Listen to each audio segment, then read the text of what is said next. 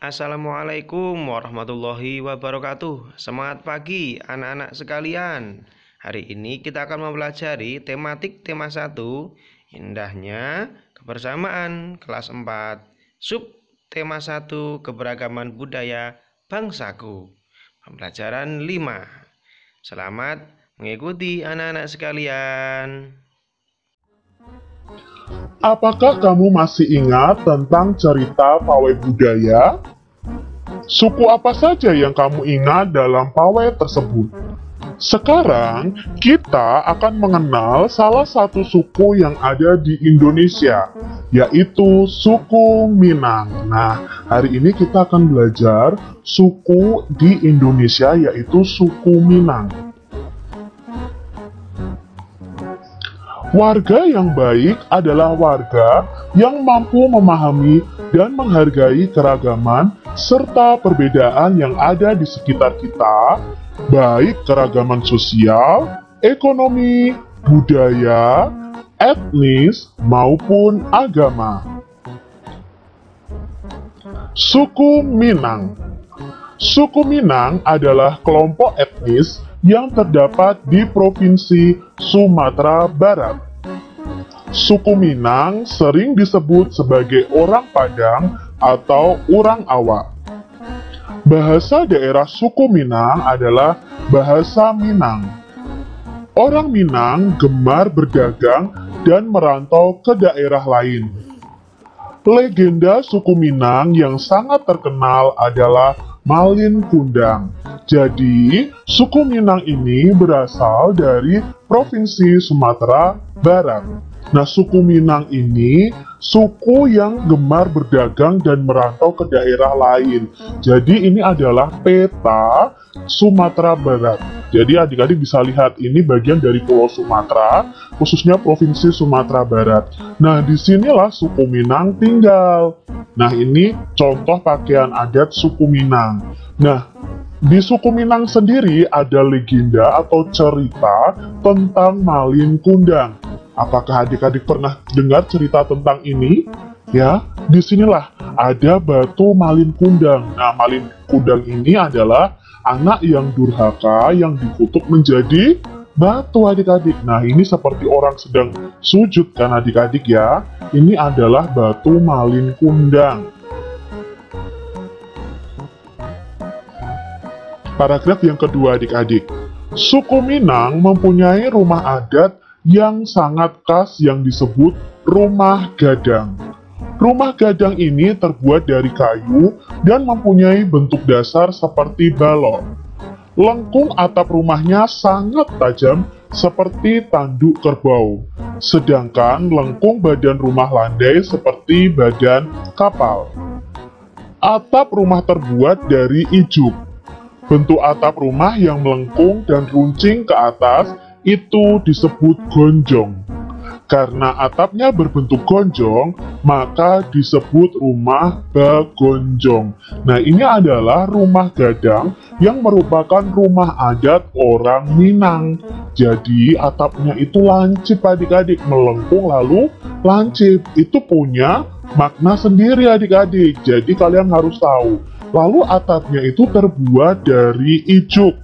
Ya, karena atapnya itu berbentuk runcing seperti gonjong, maka disebut rumah bagonjong. Paragraf ketiga.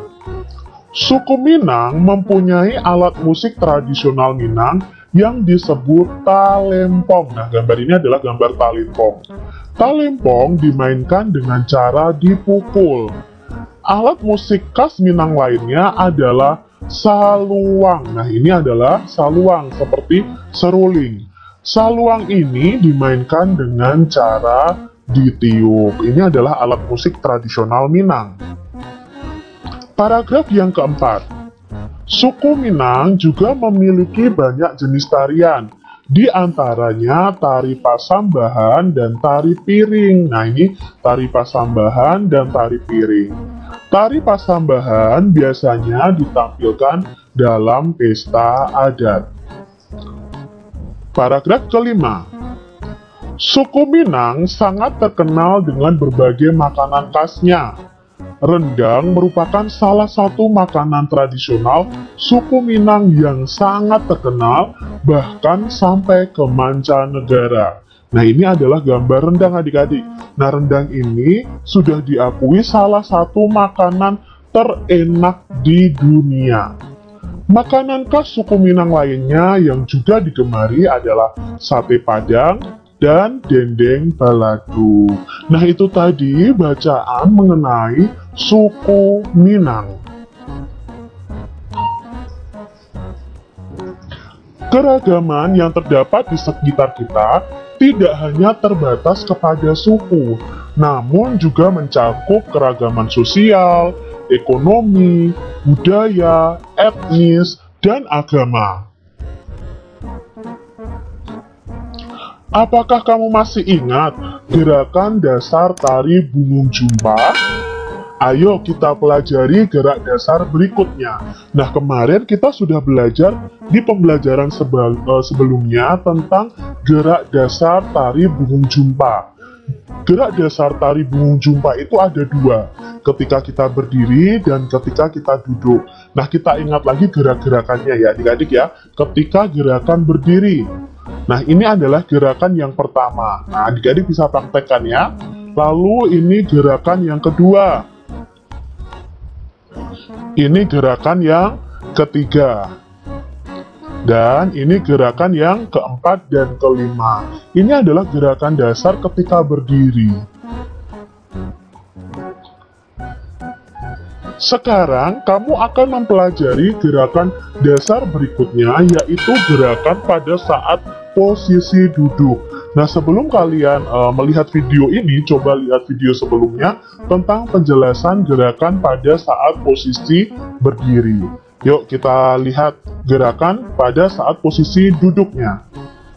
Gerakan yang pertama adalah tangan kanan di bahu dan tangan kiri di paha. Ditepuk 2 kali secara bersamaan, lakukan secara bergantian kanan dan kiri. Nah, tangannya itu satu di sebelah kanan ya, di bahu, yang tangan kiri itu di paha. Nanti dibalik lagi adik-adik. Nah, kepala kita juga menoleh sesuai dengan arah tangan yang ada di bahu. Hitungannya adalah 4 dikali 8. Gerakan berikutnya adalah gerakan tangan kanan berdiri dan tangan kiri memegang siku. Jadi, tangan kanan berdiri, tangan kiri memegang siku, lalu tangan kiri berdiri, tangan kanan memegang siku. Kemudian tepuk 2 kali dan lakukan secara bergantian. Hitungannya 2 dikali 8. Gerakan berikutnya adalah kedua tangan tepuk lurus ke depan. Tepuk ke tengah, tepuk ke atas, tepuk ke tengah. Ketika tepuk atas, badan diangkat. Ini gerakannya pakai hitungan 4 kali 8.